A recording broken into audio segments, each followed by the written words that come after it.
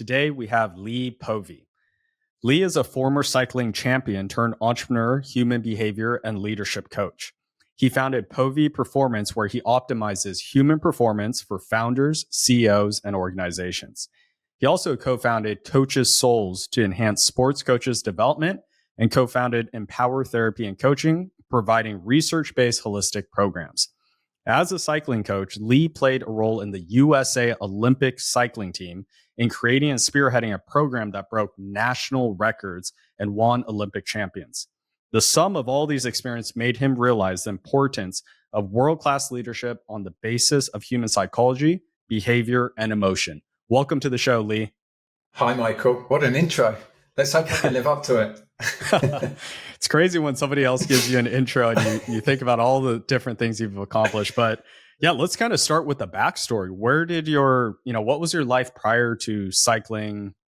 How did that all come about? Yeah.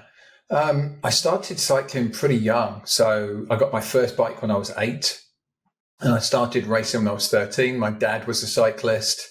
And like many kids, I looked at him and went, I need to beat you. I need to crush my dad. So I needed to race and I needed to be able to beat my dad. That was like my first competition.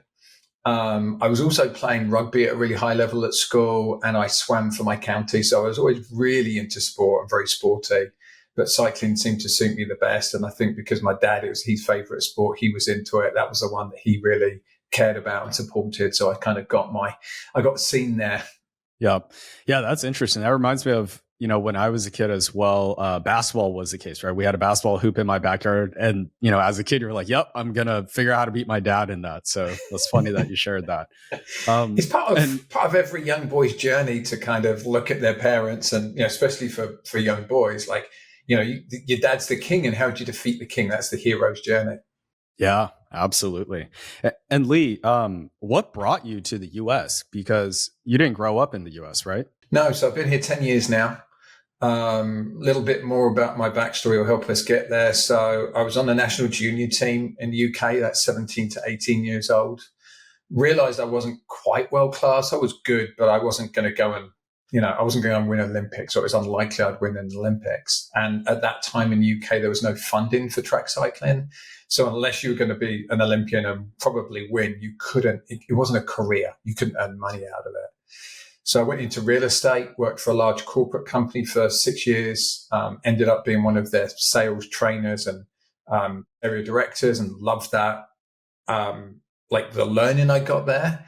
But thought I really should be doing this for myself. I'm going to earn more money. I can rely on myself. So I opened my own real estate business. I ran that for 5 years. And then I was at the European Championships. I kept my hand in with coaching, and I was coaching young athletes for fun. And I was at the European Championships in Germany and sitting there thinking, I don't want to go back to the office tomorrow. I got to do this. I got to do coaching. So I sold my real estate business, got incredibly lucky. I sold it December 2007. The property crash happened in UK, January 2008. So I made enough money to move into cycling coaching without having the pressure of having to immediately earn money. So I could learn the craft, increase my knowledge, went on a bunch of courses, learn more about psychology, weightlifting. And I was doing it in the UK, but the weather is terrible there. And a lot of the tracks at that time were outdoors. So you drive 4 hours to a velodrome and then it'd rain and you couldn't race. And I was also coaching people all around the world online. And I was coaching somebody that lived in San Jose, in California. So this guy invited me over to run some coaching clinics with another colleague of mine. We came over, run the clinics, and I thought I could live here. Came back the next year, stayed a month, just loved it. Went back to the UK. It rained every day for 6 weeks in a row in the summer. So from middle of June to the beginning of August, it rained every day. I worked at the London 2012 Olympics. The day the Olympics finished, I applied for my visa to move to California, and by February of 2013, so the next year I'd moved. Wow, that's awesome. And Lee's, part of what you just said was very interesting to me, with the part around you were working in your real estate business. It was successful, but you didn't necessarily like it. But at the same time, something that you had a strong passion for was around cycling. And so you kind of were coaching that, but you had your business that was, supporting your financial needs until you could finally sell and move on. So can you kind of share with our audience, like, At what point during that real estate business did you, make the decision to say, okay, I'm done with this, right? Because you could have easily kept running a business and do your cycling. How did you decide to be, I'm all in on this? Two factors. One, we specialized in selling apartments, so what you call condos here. So that meant that a lot of our buyers were first-time buyers. We were at the beginning part of the market, and our phones just stopped ringing in June 2007. We went from selling 30 or 40 properties a month to selling 10. And, for a couple of months, we're like, is this a summer seasonal thing? Is it just a quiet summer? People are going on holiday early. And then the phones never picked back up in the fall like they should have done. And we realized that there was a change in the market coming. And because we were at the bottom end of that market, we saw it before other people. And I was already grappling with what my life purpose was. So I'd said to myself, right, I'm going to make my fortune. I'm going to retire at 50 and become a cycling coach. I could see that the next 2, 3, 4 years, I'd already lived through a recession before. And, the thought of living through a recession and how hard it was going to be to maintain the business, I just thought I don't enjoy this enough anymore. And the money wasn't enough. I'd got to that point where I was really starting to ponder, what's my purpose in life? What do I really like doing? I really like human beings. I really like helping them achieve. And I particularly like high performing human beings and helping them achieve. And we'll come to that kind of on the next part of my journey later, I'm sure. But at that point in time, I really liked working with young, developing athletes and turning them into, world champions, world beaters. And I was doing it for fun, and I could see that there was a possibility there for it to be a full-time career. And that was enough to make that leap. So the thought of how difficult the market was going to be, while also knowing I just wasn't enjoying it anymore. The money wasn't enough. The kind of success and looking around and beating the other estate agents, it really became very hollow to me. And life just came more about supporting others rather than kind of my own success. Yeah. Were there any processes or questions or any practical advice that you went through? Because I'm thinking about a lot of people right now maybe working in something that supports their financial needs, but they're thinking about making that leap, but they're kind of stuck in that in between. Any advice around that? Yeah, I've always been incredibly curious. I read a lot now. One little aside is I'm severely dyslexic, and I didn't find that out. I'm 50. I didn't find that out until I was 48. I always knew I was different, and I learned differently from other people. I was top of my class in maths, physics, and chemistry. English and history, I was remedial level. Anything that required any kind of writing, I was really struggling at. I took a different path. I didn't go to university, and it made me very self-sufficient, and it made me do a lot of self-learning. So that's why I like what you guys do. When you're offering these courses that people can do at home and you can learn at your own pace. How learning works for me is I have to take in a lot of information, and then suddenly I know it all. So I go from being really dumb in something and really struggling to often knowing more than my teachers and then really challenging them. And that's been a struggle for me. So a lot of it is kind of learning myself. I also was doing therapy, and I was in men's groups. And I was very lucky that I'd kind of found this men's group that was really supportive. And I had these older, wiser men that had been through similar things. And I could say, hey, I don't feel right. I wake up in the morning and I'm not happy anymore. And I'm a fairly happy-go-lucky person. So what's going on? And hearing them share their journeys about career shifts and things like that really helped too. Yeah. And I think what you touched upon there, working with either mentors, coaches, people that have a third party perspective, especially when you're stuck, right? That's the best time to really get a third party perspective. And then also working with a peer group. One group that's been really beneficial to me is Entrepreneurs Organization, where then you have a peers of other entrepreneurs and you're starting to learn from other people's experiences. So for anybody that's stuck right there, maybe those are two of the best ways is getting advice from third party coaches and or joining a peer group. Yeah, I really appreciate that distinction, Michael. I wouldn't have been able to do the things I've done and take the risks and have the big changes, 3 big career changes, moving country, without a ton of support from other people and without the ability to process it and get their reflections. And, thinking of like my mum and my best friend in the UK, both entrepreneurs, being able to reflect to me, like, yeah, this is a risk, but do it, go for it. You know, my mum helped me set up my real estate business. My best mate, who's a real estate agent, encouraged me to leave the country and was like, yeah, we're going to miss you, but this is it. This is the thing. You've found this opportunity. Go for it. Yeah. Yeah, that's powerful too. Having a support system to kind of support and encourage your dreams, right? Not everybody has that. And, you know, if it's not your immediate family or best friends, I mean, there's many different ways to find that support group, but that's great. So then let's talk about, okay, you sold the real estate business. Now you're moving full on into, you know, coaching and cycling. What happens from there? It's interesting. So one of the issues I have with life really is that we overvalue talent and experience and undervalue effort, aptitude, and curiosity. And what I mean by that is I realized that to promote my cycling coaching business, I needed to be a good athlete. And then, you know, we've already shared I was a talented young athlete, maybe not well beaten, but I was good. And I sat there and there's this thing called masters racing. So in UK, that's 35 plus, and it's very serious hobbyist. You're not going to be going to the Olympics, but people take it very seriously. And that was where my market was. That was the people that was going to pay for me to coach them while I was, you know, working with these young athletes, many of which I was doing for free or on a scholarship basis. So I spent 2008 learning how to be a professional athlete so that I could advertise my own business.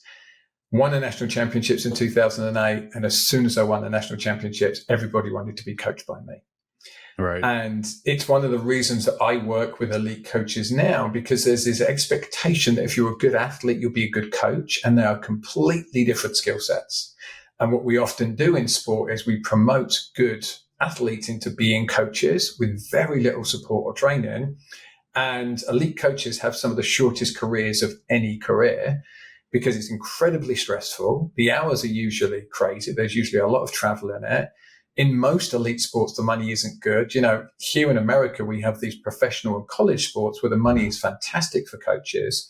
But most elite sports, most Olympic level coaches are earning less than $100,000 a year. So it's not a particularly well paid profession compared to the skill set that the coaches have.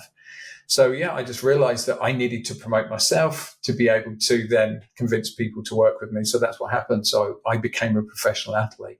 And then from that, I was able to win stuff and then promote my coaching business. And Lee, talk us through that. So 2006, 2007, you exit that real estate business. By 2008, you win that championship. How did you do that? I'd still been racing, but at a low local level. So I was kind of racing once a week, probably training another day or two a week, maybe a little bit more, actually. I think remembering back now, I'd already kind of started to train a bit more seriously end of 2006, beginning of 2007. So, and actually I won a European Championships in 2008. I forgot that. I always forget that one. My wife, these jerseys behind me, my wife got them made for me, and I forgot when she was asking what I had, that I forgot I'd won European Championships, and that's the first one here. And she got the two jerseys framed. I was like, something's missing. Oh yeah, I won the European Championships. So yeah, by the way, small detail. Yeah, it's just a partly British culture.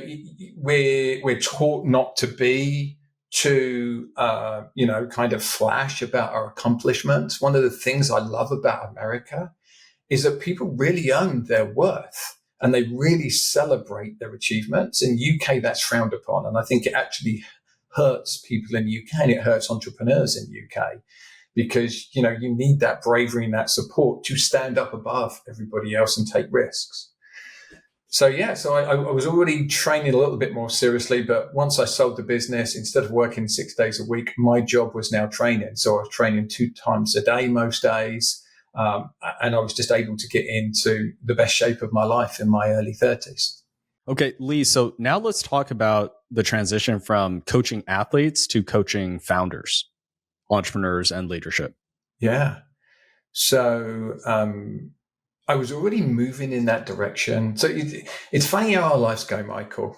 As I said to you, I thought I would be a real estate agent till I was 50, like buy a bunch of properties to rent out. And I did do that. I got some properties to rent out and I sold them to move here.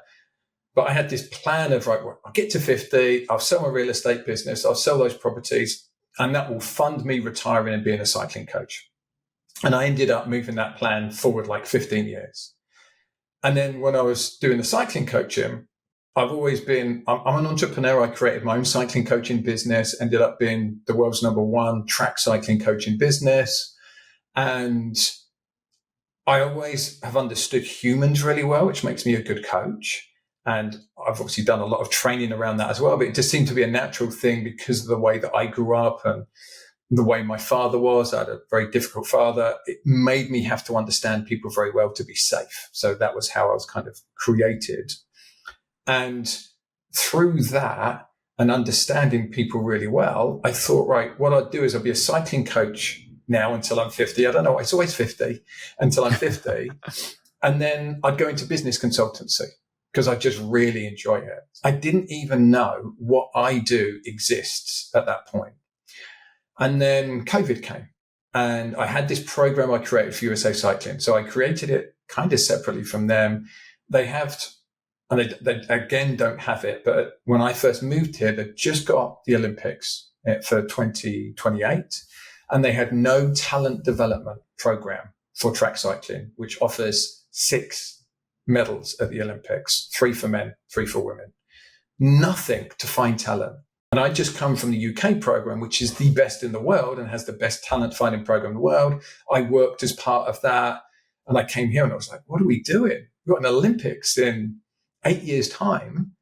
And you've got no way of finding who's going to be your athlete. And you need to know the 16, 17, 18-year-olds now that are going to be the 24 to 28-year-olds that are going to go and win your Olympic gold medals. And I had no idea. So I found a private funder, set up a talent program, super successful, as you said in the intro, broke a bunch of national records, some of which had stood for 3 decades. Wow. Was really firing. COVID came and USA Cycling decided to shut all of their programs down because of COVID and basically said to me, come back in a year's time. I'm not very good at sitting on my butt for a year. Plus, obviously, I need to earn some money. So I thought, okay, time for another pivot. Do I go back into my own private coaching business, which I still had at that point? And I decided that wasn't really, same with the real estate, it wasn't quite fulfilling my purpose anymore. So I just kind of sat there and spent some time thinking, what is it I really want to do with myself? My wife's a therapist. She changes people's life every day, and I'm kind of watching her work. So I helped her, that's Empower. I helped her create that business and create her therapy practice, which she now has 5 people working for her. And I knew that I didn't want to be a therapist, and that's not quite what I do, but I wanted to support people. And I especially wanted to support brilliant people that were doing something meaningful in the world. And I listened to a podcast. There was a guy called Jim Dethmer. He owns a company called Conscious Leadership Group, which is another coaching company. And I listened to his podcast. I thought, that's it. That's what I want to do. I want to support leaders and founders bringing their visions to reality. And the difference between consultancy and coaching is consultants go in and tell you how to do something.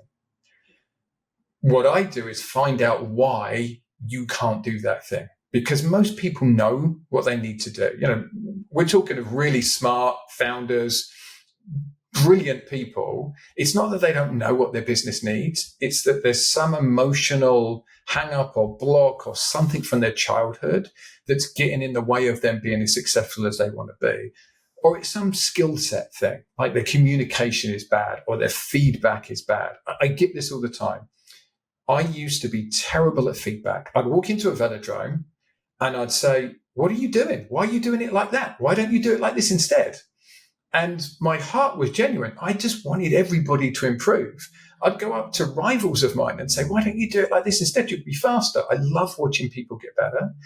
But my delivery was terrible, Michael. I was so clumsy and I made people feel bad about themselves because I was pointing out what they were doing wrong. So I now give workshops on feedback because I had to learn the hard way how to deliver feedback effectively so that you got buy-in from that person.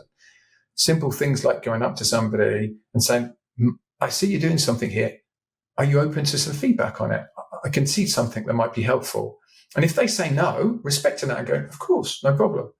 That just getting that buy-in, because when people say yes, and when you ask them, usually they say yes. Now they want the feedback instead of this feedback kind of coming and slapping them in the face like a wet fish. So I went through that painful journey myself, and that's partly why I can do what I do, because I've made all the mistakes. So I'm coming to you having made the mistakes, having done my work, having 20 years of therapy, 20 years of men's groups, and then leadership groups and coaching groups. I've done so much of my own work. I can kind of help you shortcut some of that stuff, because I can share and show you the mistakes I've made and then how you can move past them more effectively. And I really help you understand who you are as a human being and then how you relate to other human beings. And especially in teams, I help everybody understand how they relate to each other. I seem to have a reasonably unique skill where I can hold a lot of information and a lot of secrecy without sharing, and still help people understand each other in a way that doesn't disempower them, that empowers them. And then they can have those really tough conversations that kind of break through to that leadership where everybody's being very authentic with each other. Yeah, that's extremely powerful. And Lee, one distinction you made there was consulting versus coaching. I really like that, because consulting can be looked at more specifically learning a specific skill set or maybe something tactical, versus coaching is helping to uncover some of the emotional things that might be blocking someone from reaching higher levels of success. And I loved how you said, look, these people know what to do.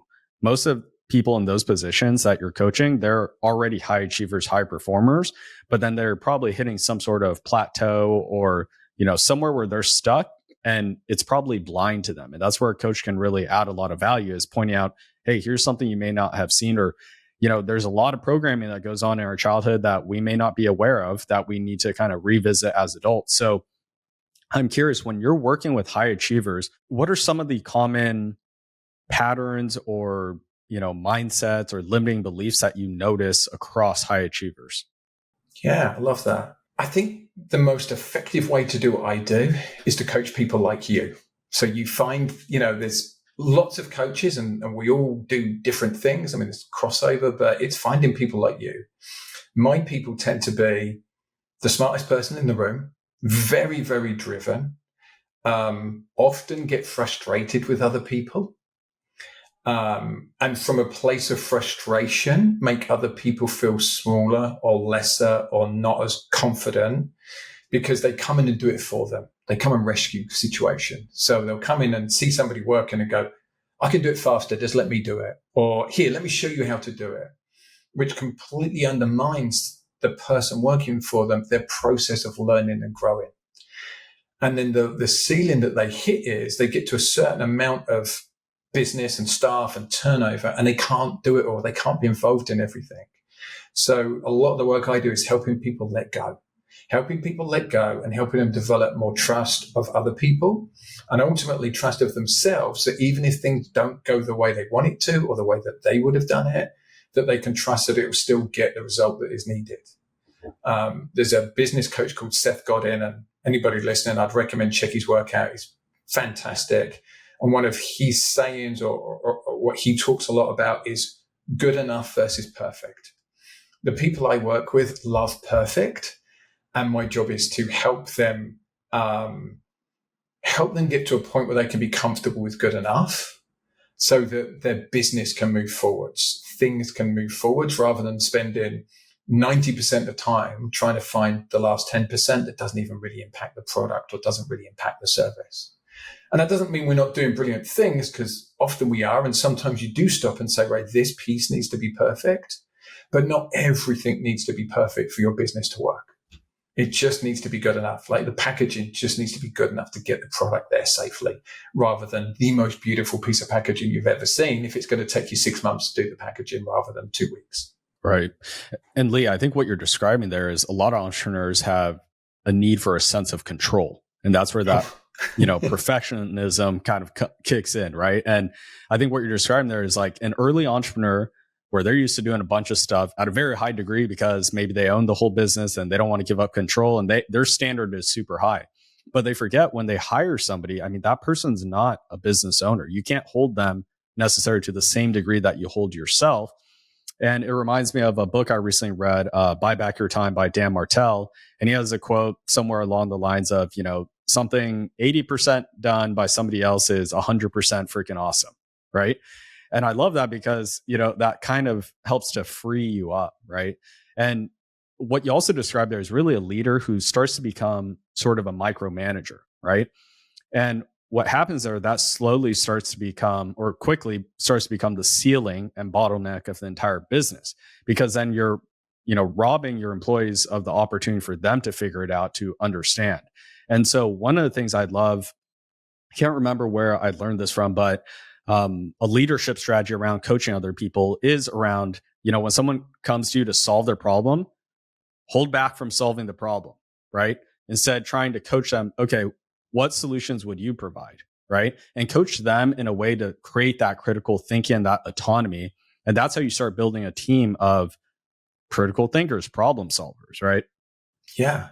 And, realizing that people in organizations have different roles and different expectations of their performance depending on those roles and depending on what we're paying them. I think the CEO and the executive team tend to get paid more than the directors, who tend to get paid more than the general staff. And it's because we're expecting more for each level that you go up. So kind of helping owners, founders, leaders have the right level of expectation for the people they're working on, that stretch them, but don't either belittle them and crush them, or just, expect way too much from these people that then they're not going to be able to provide at their level and their level in their own growth. I really liked how you kind of specified like where people are in their careers. We all start somewhere and we don't know what we don't know when we're starting at the beginning. And then we learn a bit more, and then we learn a bit more, and then we learn a bit more. And the role of leaders, I think, is very similar to the role of parents. So for my own well-being and for the good of the world, I also now run men's groups. It's not something I do at a low cost. I do it because I think it's valuable that men learn how to be good men or support each other in being good men. That's probably a better way of saying it. And there's a big similarity between being a father and being a parent and being a good leader. One of the hardest skills for parents is letting your child fail. Without letting them fail, they never develop resilience. So we have an epidemic now of a young generation that aren't particularly resilient because their parents reacted to their parents. Their parents were, go outside, play. I don't really care what you do. Yeah. Like, break your leg, whatever. And their parents were like, well, I wish you cared a little bit more. They've gone too far. They wrap their kids up. The kids get driven to school. I mean, I don't know about you. I used to ride my bike to school from when I was 10 years old. Now everybody's driven to school. So we have this generation that hasn't been given enough challenge, and then they move into the workforce, and then any challenge is crippling to them. Right. So it's learning how to give enough challenge so that people can rise to it, and sometimes fail. Failure is okay. As long as it doesn't completely destroy the company, it's okay that some things don't work, because people learn resilience from that, and then they learn how to do it better in the future. And I really like that analogy you said there about when somebody comes to you, resist your temptation to fix it or give them the answers, and instead turn it back to them. What would you do? That's what I do. I'm a smart guy. I often have the answers for my clients, or at least what I think are the answers, and may or may not be right for the client. My job isn't to do that. My job is to ask them questions in such a way that they uncover their own answer. And sometimes that can get into thought partnership. We will bounce things back and forwards to see what fits them that's right. But I have to let go of any desire I have for them to do it in any particular way, because my job is to support them in being the best versions of themselves, not a reflection of Lee Povey. And what I want is different from what they want. And that will be my lifelong journey as a coach, is keep working on that bit and taking myself out more and more and more, and asking the right questions to enable them to get to where they want to get to. And that's why coaching can work really well with consultancy. You bring a consultant in, points out the missing pieces in the company, and then the coach supports the team in actually being able to do those things. What we find, as I said earlier, is often the leaders know already what's not working. It's not that they don't know. It's something stopping them, something in their communication, or something about the way they feel about themselves is handicapping them. Right. And what you said about being okay with seeing your employees fail, I think that helps to foster a culture where people have more courage to take risk. Right. And that's where really cool and interesting ideas can actually come about. So thanks for sharing that. And yeah, that's an interesting dynamic of pairing up a consultant with a coach. Um, I've actually never thought about that. I usually work with one at a time. So that's very interesting. I want to talk about what other limiting beliefs you might notice, right? So one part we talked a lot about letting go, but what other limiting beliefs have you seen hold back founders and or athletes from truly becoming the next stage of high achievers? Yeah. So just basic insecurity, believing that you can't do it. It's always easier to do something you've done before. And it's easier to do something you've seen somebody else do before.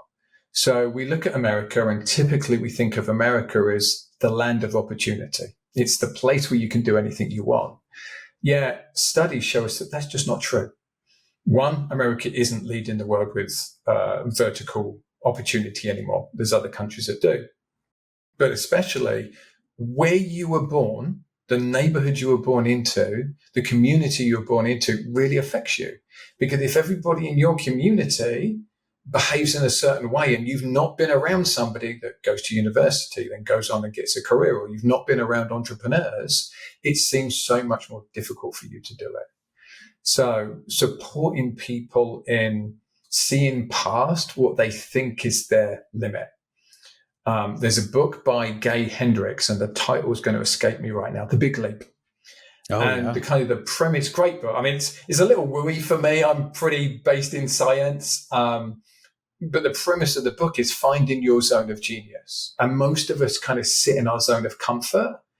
And high achievers, their zone of comfort is so high that other people don't realize that they're not playing at their fullest level. And this is where I can come in and support you and go, well, where's the growth? What's challenging you right now? How do you be a better version of yourself? How do you let go of these beliefs that this is the limit for you and then step into the next version of your leadership, or the next version of your entrepreneurship, or the next version, as you said, of risk? People who are brilliant, smart, high achievers, their limits are so high, they need somebody else who understands that world to come in. And instead of a lot of people around them kind of admire them and get intimidated by them, to say, this is great, I see more for you. And then finding whatever it is that's holding that edge back and that limitation.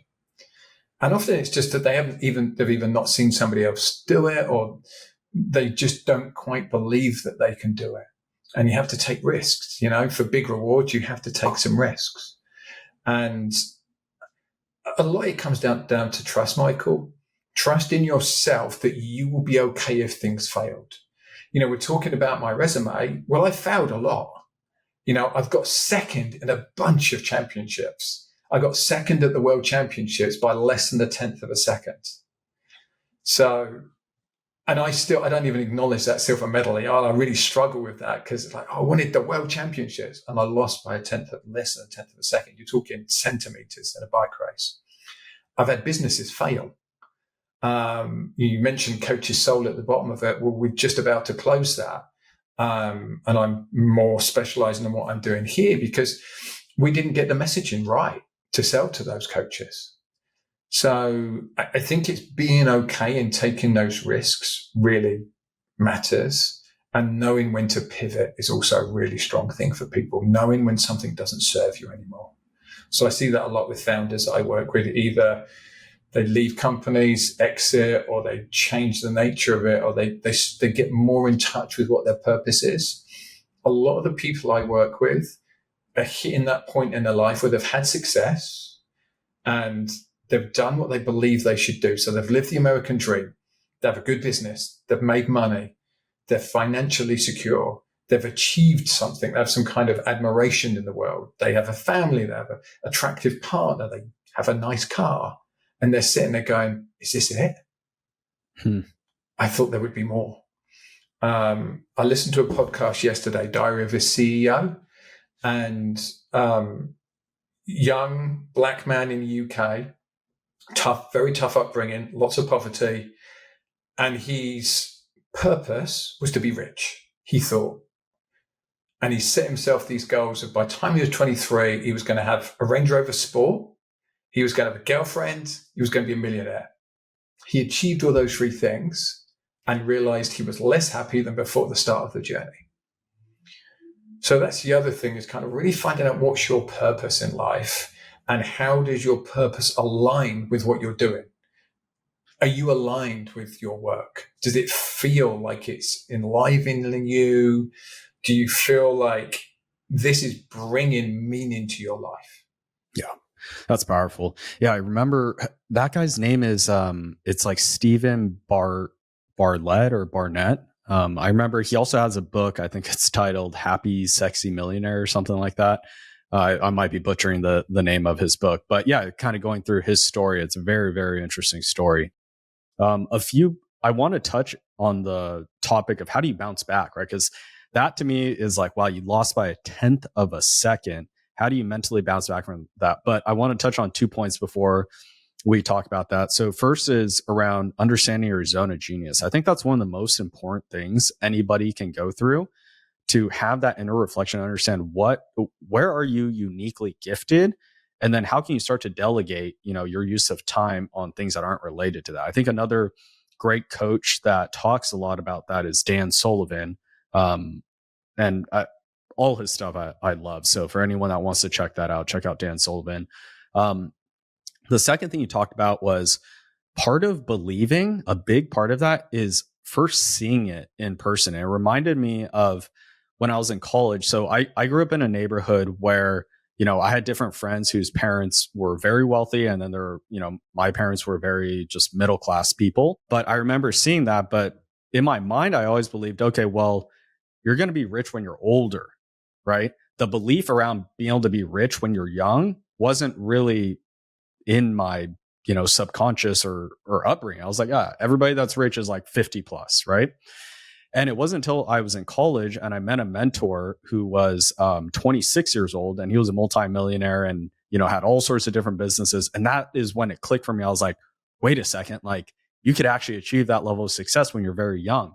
So I think that's a very important thing, any which way, to actually expose yourself to people, experiences that, kind of open your mind up of what is possible. And that can start to remove some of the limitations. So those are two, ideas that came about when you were sharing that information. So now I want to jump back. Okay. So you lose by 1/10 of a second. I feel like that's something that would keep me up at night. So when you experience failures like that, can you walk us, how do you mentally bounce back from that to then come back and actually win? I'm really lucky, Michael. I had a pretty shitty childhood. My dad was a sociopathic narcissist. So everything was about him. Anything I or my siblings did was just an extension of him. He never really kind of addressed us and said, I'm proud of you. He would talk to other people and say, oh, look how good my son is. So I had to take a lot of responsibility. He was also very absent. He just wasn't around. He was off chasing other women and wasn't in my life a lot. So I had to develop a lot of resilience. And I think that's really helped me. What I do when I get these tough, difficult times, and I learned this from a friend of mine, another coach, is I give myself a prescribed time to wallow. So I say, right, I'm going to spend the next couple of days or the next week being annoyed about this and letting my feelings come out. I think as men, we're taught when we're young not to experience our feelings. And women are the same, but in a different way. They're allowed to experience some feelings, but not all. And men, it's like, be stoic. The typical representation of a man in media is quiet, stoic, occasionally violent. And you can be violent to protect others or if you've been wronged, but that's it. So anger is frowned upon. Being scared is really frowned upon. All the language, about don't be a stuff like that. So I allow myself to feel those emotions, that frustration, that anger, that sadness, whatever it is, and say, okay, well, I'm going to wallow in it just to really allow it to come out. And then I look at it and say, what am I going to do differently?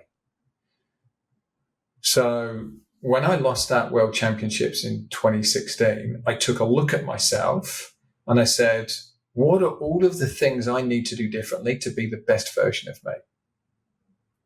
And I was 43 at that point.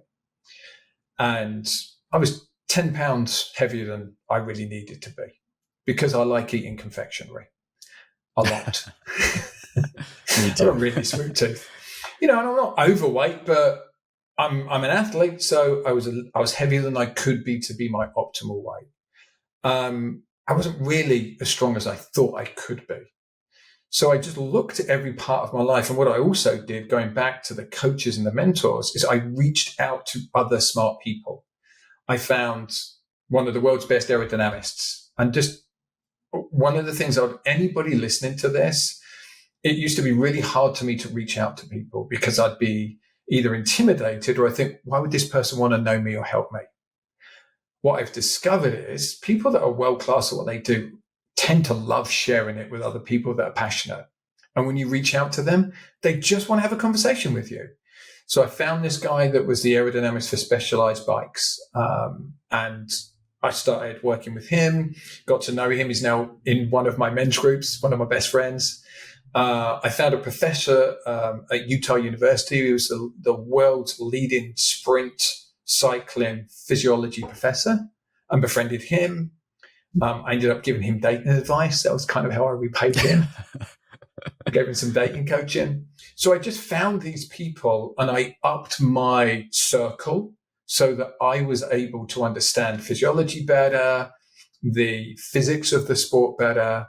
And I ended up going 0.4 of a second faster over a 2-year period, which, for somebody in their early 40s to mid 40s is a pretty big jump in performance. And I gained about 15% in power.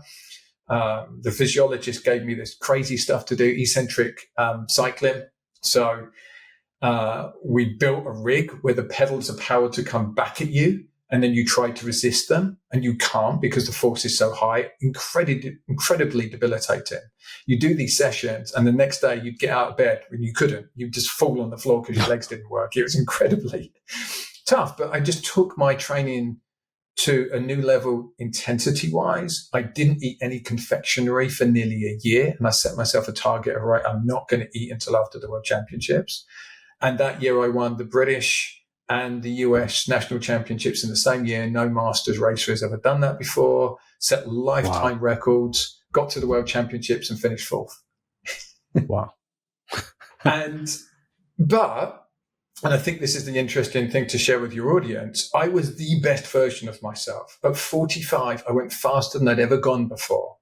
And I was in pretty much the best shape of my life. I mean, if I'd trained like this as an early 20-year-old, I would have been able to be better. But I was as optimized as I was ever going to get as an athlete at 45 years old. When I got 4th at the World Championships, instead of being disappointed this time around, I was so pleased because that was the best version of me. I just happened that year to ride against 3 other guys whose talent level was off the charts. They were just better than I was. And I gave the best representation of me. And I walked away from that championships happier than the one the year before where I'd lost by 1/10 of a second. Yeah, that's incredible. Thank you. Thank you for, walking us through all of that. When I think about what you explained there, there's maybe a 3-step process to that, right? Number 1 was let yourself feel the emotions of the loss, or maybe, things didn't pan out the way you wanted, but really absorb it. Don't bottle that up, right? Experience that, but also cap that. You don't want that to start to spiral into something else. So that's step 1. Step 2 was around assessing, okay, what could I have done differently? What does that look like? Starting to analyze, doing a retrospective, right? And then step 3, which I loved, was around, then you started finding the experts, the best in your field. Like you said, you upped your circle, and those people then started to improve you on that. So I loved kind of that, because I feel like that framework could almost work, be applied to anything. So that's awesome. When you talk about the handicaps and the things that can hold leaders back and founders back, I think for me, there has always been a desire for me to be seen as smart. So I mentioned before, I'm severely dyslexic. So that meant in school, I kept getting the message that I was gifted, but lazy. So I constantly questioned my own intelligence. And from the insecurity of that, I always wanted to prove how smart I was. So I wanted to surround myself with people not quite as smart with me so I could be the smartest person in the room. When I learned to trust I'm okay and I'm okay as I am, and it doesn't matter if I'm the smartest person in the room or not, then I was able to find people that were smarter than me, and at least smarter than me in certain specialized topics. And I should be reaching out to them to learn from them. And that was a huge change for me. And I actually enjoyed not being the smartest person in the room. I enjoyed being with these people that were brilliant at whatever they were, whatever it was that they did. And just being around them and being like, this is what it's like to be challenged by really smart people. And I actually retired from cycling and took up go-kart racing. And I had a very similar experience. Wow. I was not good. So where I went, there would be 90 people that would race every race weekend. And I was 60th to 70th to begin with. And I went and got a coach, and I went and got a driving coach, and I got taught how to drive. And I thought I was good at it. I've always loved speed sports. I've always thought I was a fast driver, and I had to relearn how to drive to be fast in the go-kart. And I just loved the humbleness of that process, and starting again at the beginning and learning how to do something new in my late 40s as a new challenge, and eventually getting right back up to the top and winning the beginners category and finishing 4th overall at the end of the year. But wow, I started at 70. That's impressive. Yeah, exactly. And you kind of applied a similar playbook to then, get to that level. We shouldn't have to do it by ourselves, Michael, right? This is such a big misconception. We sell here in America the myth of a self-made man or a self-made individual. I've never met anybody self-made. I've never met anybody who has done it by themselves. Everybody that I know that's great has had mentors, has had coaches, or has had family members or other entrepreneurs like you that they've been in groups with, or they've had teams and staff that have supported them. There is no such thing as self-made. And the more I realized that, and the more I realized, the more I ask for support, the better version of me I become. I ask for support all the time now from everybody. Yeah. Yeah, it's silly to try to even do it on your own, really, when there's other people that have already figured it out. That's how you could really start to accelerate your timeline, right? That's why books are so powerful.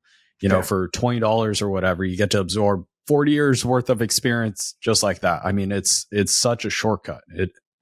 So another thing that you mentioned that I never really thought about was how some people self-sabotage themselves by making sure that they're always the smartest person in the room. And that really comes from a place of insecurity. And that's really interesting when you said that. I was like, wow, I've never even thought about that. But, that definitely is another limitation that might exist out there. Yeah. I think for a lot of us high achievers, trust becomes an issue. Trust in yourself and trust in other people. And, going back to the parenting model, the hard thing for parents is to trust that they will be okay when their child is going through discomfort. So why do parents not want their children to go through discomfort? Because they can't trust that they can deal with the discomfort themselves. Well, the same thing happens for leaders, founders, entrepreneurs. They don't want to be in a position where they might feel dumb. They don't want to be in a position where they might have their worldview rocked by somebody else, because then they don't know to trust their instincts. They don't know to trust themselves. And then they're just limited. They're limited by how much knowledge they've got already. They're limited by their own capacity. Once I flipped the switch on that myself and realized that being challenged is great and it's fun and it's exciting, and yeah, it's scary. I work with clients and I'll have the first call with them and I'm afraid I'm not going to be smart enough for this client. I get on the phone with these, or I get on a video call with these brilliant people and they're telling me about their stuff. And I'm like, wow, I've got to be on my game here because this person is exceptionally smart. Now I look forward to that because I know that I'm partnering them. I don't have to have the answers for them. And it's the same with founders and leaders. You don't have to always have the answers. A big pivot point for me as a sports coach was realizing I didn't have to have all the answers. The moment I realized that, it completely set me free. Athletes would come to me and say, right, coach, I'm struggling with this. What should I do? And if I didn't have the answer, I'd say, I don't know. Why don't we research it together? Why don't you go and look it up? I'll look it up. We'll come back and talk. Is there somebody out there we need to be talking to? Do we need to find a specialist in this particular area? And we would do that. And we would reach out to other people. We would brainstorm it. And that just gave the athletes so much confidence that you weren't going to tell them something to prove that you were the God and you had all the answers. You were there in partnership with them. That's great leadership. Yeah, that's incredible. And I'm curious, Lee, like, how does somebody pivot from trusting themselves? Because I think I love that you put it as that really is the root of it, right? Trust. And so how does somebody pivot to creating more trust for themselves? Put yourself in situations you feel uncomfortable. So what we often do is we avoid discomfort. Human beings are great at it. We're trained to avoid discomfort. What do you do if you want to be a great athlete? You constantly endure discomfort. You endure physical discomfort. That's how you harden yourself. That's how your body adapts. Well, we need to do the same as leaders. We need to put ourselves in uncomfortable situations.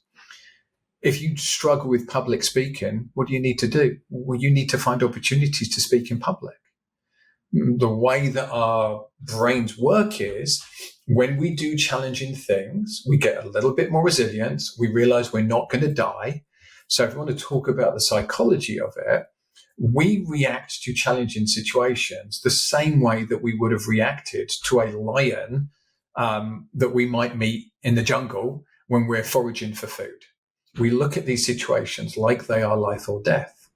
And that gives us 4 ways of responding. That is to fight, to flight, to run away, to freeze and pretend to be dead, or to fawn, to try to appease what's happening.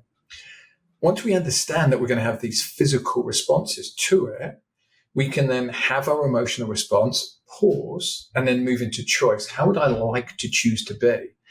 And the more we put ourselves in these situations where we are forced to have those emotive responses, the quicker we can move to choice. I'm really good at public speaking. I love doing it. I love giving workshops. I've been best man, I think 3 or 4 times now at weddings because people love me doing it because I enjoy it. And in this, new world I'm in now, it's all been on Zoom because it started at the beginning of the pandemic. I went to give my first in-person workshop. I've done a bunch of in-person groups, but this was my first in-person workshop, something that I've delivered probably 100 times on Zoom. And I was pretty nervous beforehand. And the switch I made in my brain was, I'm excited. And this is what I did. And this is how I helped athletes. You can choose to be either afraid or you can choose to say, well, this means it means something to me. And this fear is good because it's going to motivate me to perform. And that's what you see world-class performers do. They turn a switch where that fear becomes a motivator. And then they use it to step into the ring and perform while acknowledging they're afraid. Like, it's okay to be afraid. I think the best public speakers I know, whenever you hear them talk about it, they still get nervous beforehand. They still have some anxiety beforehand. It's not like that goes. They just know that it's going to come and they know that they will live. They're not, then the audience isn't a lion that's going to come and eat them. They will walk out of there alive. Even if they bomb, they'll walk out of there alive. Yeah, Lee, I love when you talked about how you flipped the switch and said, okay, that feeling of fear, it's actually, hey, I'm excited. You reframed that, right? And that's something that's very interesting to me is how high performers, they kind of flip that switch to be on, right? And that can be examples of, I heard of Kobe Bryant listening to the Halloween theme song before, right? And before I start podcasting, I have a certain playlist I listen to as well, just kind of get me in the right zone. And so I'm curious, like, what have you observed? It could be examples for yourself, other athletes. Like, what are some ways for somebody to kind of identify how to turn that on switch for them when it's time to perform? Yeah. So NLP, neuro-linguistic programming, has a lot of stuff that helps here, or at least language that describes it. And you can call it like an anchoring point. So before a big race, I would grab my right earlobe, pinch really hard, and it would kind of fire me up. Right, this is it. I'm racing now. And what I'd done is I'd done a visualization with a coach that kind of, we called it the wild man visualization, and kind of just imagine what it's like to be this wild man full of power and energy, and then hold my ear while I was doing this this process. So now when I hold my ear, I can literally feel a jolt go through my body, and I'm like, okay, I'm ready to go. When we used to train in the gym, I used to train in the gym with some national team athletes back in the UK when I first started doing the cycling coaching full time. And we had an amazing gym coach, and we used to use music. So anytime anybody was going for a new personal record lift, they would have a particular track that they would play. Mine was Firestarter by Prodigy. And the reason why is because if you listen to the track, there's kind of an instrumental, and then there's a section when the drums come in and it's like, boom, and this bass comes in. I would stand there, the instrumental would play. The second the bass come in, I'd approach the bar and do my lift. And I don't think I failed a max lift after having played that song. I used to have a playlist before I raced for exactly the same reason. Me personally, I find it pretty easy to turn that on and off. It's one of the things that made me a good track sprint cyclist. I might race 12 times in a day. If you are on for the entire day, by the time it came to the finals, you'd be utterly exhausted. So as I got better and more comfortable, I'd have a lot of humor in between it and chat and, tease each other in between the racing because you needed to let go. And then I'd find the anchors and move back into, right, I'm walking up to the track now. Now it's time to get back into go mode. And that's something I see elite performers do. They have that moment, as you said, where they shift gear. Right, now I'm going to flip the switch. Physiologically, fear and excitement are experienced very similar in the body. The body turns on, adrenaline levels go up. So we can reframe that and choose to be excited rather than choose to be afraid. And it is a choice that you can make with practice. And these things that I'm describing to you, you have to work at them. It's not that you can just say to somebody, stop being afraid. That doesn't work, right? But you can say to them, I want you to choose to be excited and see how that feels. Try it on. And the first few times it feels weird, it doesn't work. But then suddenly you're like, okay, I can do that. Because again, you're not going to die. You do the thing that makes you afraid. And unless you are doing something life-threatening, which 99.9% of the time we're not, you realize that it was excitement because you did it and you enjoyed it and you didn't die. And your brain stores that and it keeps storing that memory of like, okay, I didn't die. This was actually okay. And then it's like, oh, this is actually good. And then it's like, oh, now I enjoy this. Does that answer your question? Absolutely. And I loved all the examples you shared with that as well. That's very interesting. It also reminds me of, I think there's stories about Michael Phelps, right, where he would watch the videotape, right? And not a physical videotape, but in his mind of him winning different races, right? And yeah, I think there's a lot of powerful practices in NLP. And for people trying to figure out what different things might help them flip the switch on performance, I think one helpful exercise is just observe when you've had moments of peak performance, what existed around you, right? Was it music? Was it, the environment? What conditions needed to exist to have that? And that might start to give you some clues on, setting up the routine for yourself. I think we can learn so much from high performers, which is why I like, say Tim Ferriss's podcast, where he kind of deconstructs this stuff. And you do see so much commonality. What I often see from high performers is they have so many of these routines. They have ways that they go about things. And then the only thing I would do with my athletes is sometimes upset their routine so that they develop that resilience of like, oh, what happens if my routine doesn't go perfectly? Can I still perform? Right. Yeah. And I think there's a lot of acceptance that comes with that, right? So I'd like to run, and I've been getting back into running again. And one thing I always realize is, things are not going to be perfect. Things are not going to go as you planned. The weather might not be the way you thought it was, et cetera, but you do it anyways, right? And that starts to build some of that resilience. And I'm curious with cycling, I've never cycled, so I don't know much about that, but I would think there are some parallels with running. And there are moments where, the pain is high, but you want to keep going to keep breaking that time. And a lot of that is, creating resilience to have that endurance. And that same skill set can be translated into business, whether, you're building a business for 10 plus years or longer. So what are some tools, tips, or tricks around building resilience? I think the first thing to understand is as humans, we overestimate what we can get done in a short time period, and we underestimate what we can get done in a long time period. Consistency is vital. What we tend to do is we look at other people who are successful and we go, oh, wow, like they're so successful. I want to be that successful. What we forget is the mistakes they made along the way, how long it took them to get there, everything that didn't work for them, the failures that they had. There's very few entrepreneurs that haven't failed in something first, and often in big ways, that haven't gone bankrupt or, been on the edge of bankruptcy. So I think it's remembering that consistency really, really matters. And to make a distinction there, not consistently doing something badly. The 10,000 hour theory that somebody came up with, you do something for 10,000 hours, you become world class at it. Well, if you practice doing something poorly for 10,000 hours, guess what? You get really good at doing it poorly. So, there needs to be that constant curiosity and reflection. How am I fine tuning this? How am I looking for that outside support to come and see the blind spots? You spoke about blind spots. So much of the work I do is identifying those blind spots of people. So one of the things that we do is we identify who you are in your essence, and we come up with 5 words that describe that. So for me, it's brilliance, play, vision, connection, and presence. I'm smart. I see things. I'm very playful. Humor is important to me. Play is important to me. Sport's important to me. Vision, I can just see patterns, probably from my dyslexia. I just can see complex patterns and make them very simple. Connection, I love being in connection with people.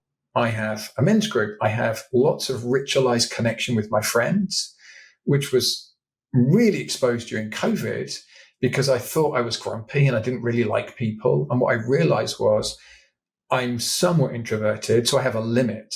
As long as I don't overgo my limit, I love being in connection with people. If I overgo my limit, I just need some space. So go and take some space from me. I don't engage with people for a little while, and I'll be clear why. And presence. You can see it here. I'm very present in any conversation I'm in. I really see people, and I'm present with people, and I'm present in the moment and enjoy the moment. And then I have these blind spots that come from that. And with my coaches, one I established was tyrannical Einstein. So to protect myself from my father at a really early age, I developed this tyrannical protection system. So I use my intelligence to control everything around me. Now, when I was 8 years old and I needed to live through the discomfort and disorganization and unreliability that was my father, that protected me. As an adult, people don't like tyrants. Right? You're not going to like me telling you what to do the whole time, Michael, so that I can be okay. And that was a blind spot for me, and it would affect my relationships. And they're working on that. It's to the point my wife will go to me, "Are you being a tyrant right now?" And I'll be like, "Oh, yeah." And from that, I choose to move into one of my essences. So usually for me, it's play. So if I find myself getting tyrannical, I'll find a way to be playful. I'll find a way to laugh at myself or bring humor into it. Because you can't be a playful tyrant. Like no such thing exists. So helping people establish who they really are. And we have an exercise that does that. That's great fun. People love doing it. They get these reflections from other people. It's amazing what other people will say about you and how they can really see you. And then you step into that, and that helps you drop some of that insecurity, because people will really see you for who you are and they'll reflect that to you. And then you can really step into it and believe it yourself. And then understanding these childhood survival mechanisms, knowing what they are, knowing it. I look at that part of me with love, because that helped me survive my childhood. Without it, I would have got crushed. So it did something very useful. It just doesn't tend to help me as an adult. Yeah, that's interesting. Some of the characteristics or, things that we develop, like what you're talking about there with the tyrant thing, that helped you succeed in many different ways, but it also starts to become kind of, your Achilles heels in other scenarios. And I also like the example when you talked about your wife saying, "Hey, are you being a tyrant?" I think putting a label or name on it, sometimes that's enough just to trigger us to kind of snap out of it and be like, "Oh, wait, okay, that programming's starting to run again," right? So I thought that was powerful. You're incredibly perceptive, Michael. Like when I'm sharing this stuff with you, you get it straight away. And it's exactly that. Once you put a name on these things, once you bring it into the world, you cannot pretend it doesn't exist anymore. Okay, that's part of me. That exists now. We've labeled it. I do this work with executive teams, and they'll end up eventually knowing each other's survival mechanism, and they'll call each other out, and they'll say, "Are you being such and such right now?" And it's done in this loving way. I think my gift as a coach is I'm quite confronting and challenging, and that appeals to a particular part of type of person. And then what I bring with it is this immense love, so that we can have these difficult conversations, yet you feel kind of held by somebody who's challenging you for your benefit, not challenging you to show how smart I am or to make you feel crappy about yourself. I'm challenging you because I love you enough that I'm prepared to take a risk with you being upset with me for your greater good. Yeah. Awesome. And so with that, I'd love to pivot over to talking about Povey Performance. And so who is it for? What do you do? Share more about that. Yeah. My ideal clients are founders, executives, leadership teams. As I said earlier, I seem to have a gift for working with lots of different people at the same time in an organization in such a way that I help everybody work with each other. I help you see what's going on for this person and why they behave like that and how you can meet them. And instead of your survival mechanisms doing this and banging against each other and having those arguments and discomfort, you can really see each other for who you are and just have a lot more grace and support. So the feedback I often get from groups is like, wow, you've really helped me understand this person. And now I have compassion for them. Instead of being frustrated with them and annoyed with them, I have compassion and I can meet them there, and it allows us to be a lot more effective. My clients are usually very, very smart, get very frustrated with people, and get annoyed that others can't keep up with them. And I'm lucky enough that I can, and then I can kind of hold them in that space and gently deconstruct who they are, how they show up in the world, and then kind of help them rebuild it in the way that they want to, so that they're just way more effective and they feel more aligned with their purpose, and they're getting fulfillment from every day instead of walking around frustrated or annoyed or disappointed, as so much of that comes from themselves. The people I work with tend to be incredibly harsh on themselves. So often one of the things I'll do is give them a lot of positive feedback and a lot of positive acknowledgement. Again, I used to be terrible at this. I'm so driven to be better. I'm always looking for the gain areas, and I wouldn't acknowledge what we were doing well. Yeah, every study shows us the more we acknowledge what we're doing well, the stronger we become and the better we feel about ourselves. The analogy I like to have people think about is, imagine a cookie jar. You got this cookie jar. It's full of these delicious, fresh baked cookies. Every time somebody gives you observational or critical feedback, you're reaching in, you're taking a handful of the cookies. Every time somebody gives you positive feedback, appreciates you, acknowledges you for who you are as a human being, you're topping that jar back up. Well, if you are surrounded by people that only ever take from your cookie jar, once it's empty, there's nothing else for you to give or to receive. So if you're working with somebody and you find that you give them feedback and they just can't accept it, can't listen to it, the chances are the cookie jar is empty and you haven't given them enough acknowledgement. You haven't given them enough praise. And I'm not talking about empty praise. Like, I hate anything like good job.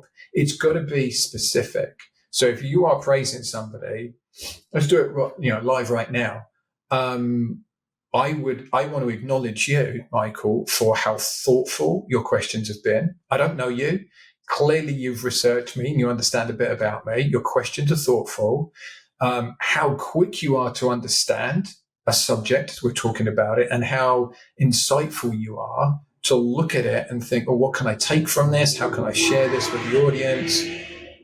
I love that. I'm having a really enjoyable conversation with you. To me, that tells me something about you as a human. I bet you're a lovely bloke to have as a friend. I bet you're incredibly thoughtful and kind. And that's how you show up in the world. And I want us all to be speaking to each other like that. Because when we support each other and speak to each other like that, people will walk through walls for you. They will run into burning buildings to support you because everybody wants to be seen. If I can sum up my work in the world in one sentence, it would be, we're all little kids that want to be loved. It's really no more complicated than that. And we just want to be seen for who we are. And for me, I just wanted to be seen as smart.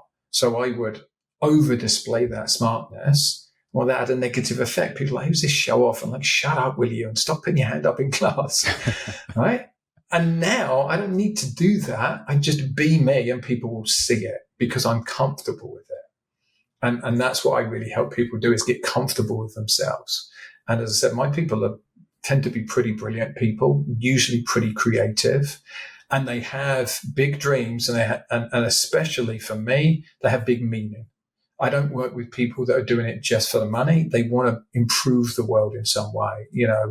Two of my clients, one has a coffee replacement beverage company because he could see how much caffeine was affecting people's health and their sleep. And he wants to give people an alternative that makes them healthier. And I just love that mission. Another person that I work with, incredibly smart guy, tasked with getting more people on bikes to improve the overall health of the world. That's his remit. What a great guy to work with. What fun that is to figure out how we can help people who are not interested in sport be healthier. So how we can gamify it, how we can make it more fun so that their exercising is a byproduct of them having fun. Yeah, their health is increased. That's awesome. Yeah, Lee, I love the analogy you put about that, positive, negative feedback in relation to that cookie jar example, because that's true. I mean, that to me is almost a energy management thing as well. When you have a lot of people that are just taking from that, you don't have much left in there, versus you have a lot of people that are, positively supporting you. Now you start to create that, positive feedback loop. And this actually reminded me of a topic I almost forgot, was around positive and negative self-talk. Do you have any comments around that and how that affects performers? Because I think a lot of high performers also tend to have a lot of, negative self-talk, and that can start to become detrimental. So any commentary around positive and negative self-talk? Yeah. I'll give you a little personal example first, and then I'll give you some kind of hacks on how to deal with this. So I was in this coaching group where we were establishing these survival mechanism names, and how the process works is you do 3 rounds of questioning. The first round of questioning is what draws you to this person. So what's something you like about them? Next round of question is through the lens of their survival mechanism. So kind of when they're activated and triggered, what shows up? How does this person be? And then the last round is how does it impact you as a person when they're being this way? So when I'm being a tyrant, how are you impacted on the other side of it? And we did this in a group, and I was one of the last ones to go, and people are getting these names reflected to them, and we're sharing how we get impacted by how they behave. And people are breaking down and crying and having these big experiences. It came to my turn. We did the whole thing, and I was like, is that it? I thought you were going to be meaner to me. I thought there was going to be more. Like, is that it? And that was a real eye-opener to me about just how tough my critical voice is. It's hard for you to hurt me because I'm already telling myself something worse than you can possibly tell me about me or my existence. As you say, this is what we see a lot in highly driven people, like that critical parent, that critical inner voice, often from a parent or from a teacher or somebody that's told you can't do it, you're worthless, you're no good, or you need to be better. Whatever it is you've ever done, it's not, that B-, not good enough. You should have got an A. And that critical voice, and that drives a lot of us that are really driven to seek the truth and high performance. And I have a bunch of ways of working around it. One, surround yourself with people that do see you for your brilliance and for who you are in the world, and encourage them to share it with you. Most of us high performers are happy to ask somebody for critical feedback. Hey, how could I do that better? Like, what's the opportunities you see for me? We don't say to somebody, tell me something you like about me, or what was something I did well? Why the hell not? We should also be doing that. Yeah. I think there's a belief that when we do that, we're going to get lazy. Oh, somebody's going to tell me all this good stuff and I'm not going to be driven. Absolute rubbish. I've never found anybody that I praise or acknowledge who then becomes lazy. Just doesn't happen. That's not the way that we're built. So, but they do feel better about themselves. So I think it's important to be able to ask for acknowledgement and practice that as a skill. Surround yourself with people that will acknowledge you. And generally, as I said, not good job, not sycophants, but people who will acknowledge you for what you do. Practice acknowledging yourself. So I have 2 journals that I like people to do. One, I call the journal. In that is everything negative things that happen to you, that negative self-talk. You write it all in there and just let go of it, right? You write it and you might be writing the same thing day after day after day, but it's exercising that monkey in your mind that's kind of on your back and bringing you down. The more you exercise it, the more you allow it to escape. There's this belief that, especially right now, toxic positivity, like you've always got to be on and happy and smiling and don't ever say anything negative. As we talked about in my example of how to move on from, hard situations, there needs to be some wallowing. This is the same thing. Let this stuff out, write it down, write it in your journal and literally say, let go of that.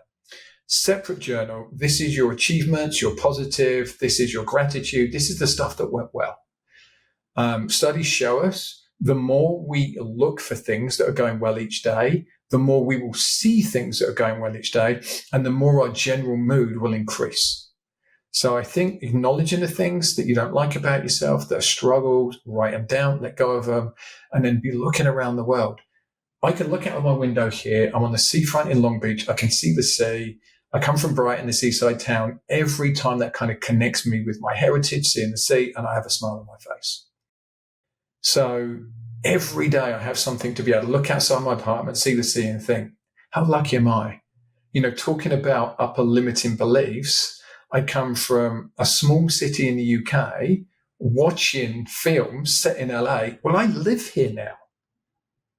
I couldn't have dreamt that as a kid. That was not a possibility for me. But there was a moment where I saw it because I got given the opportunity to experience it and went, oh, wow, this is a possibility for me now. This is actually something that exists and I have a pathway. Yeah. Love that.